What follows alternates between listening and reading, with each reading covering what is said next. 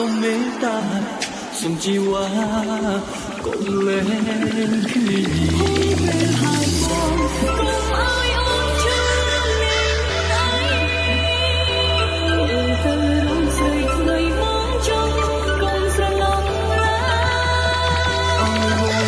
សូមទូមិនបានដងទៅបំរុងផ្នល់ឱកាសអើ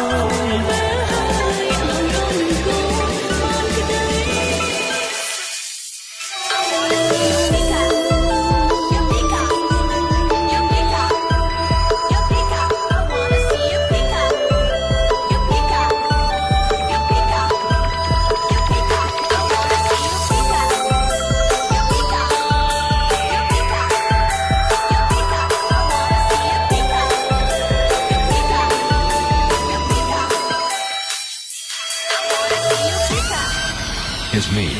Sal Remix, feat. Julie. អរគុណច្រើនមានថែទាំខ្ញុំរហូតមកแล้วก็ថែទាំខ្ញុំ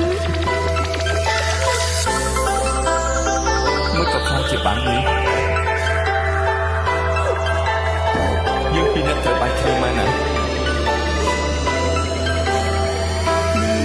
春天。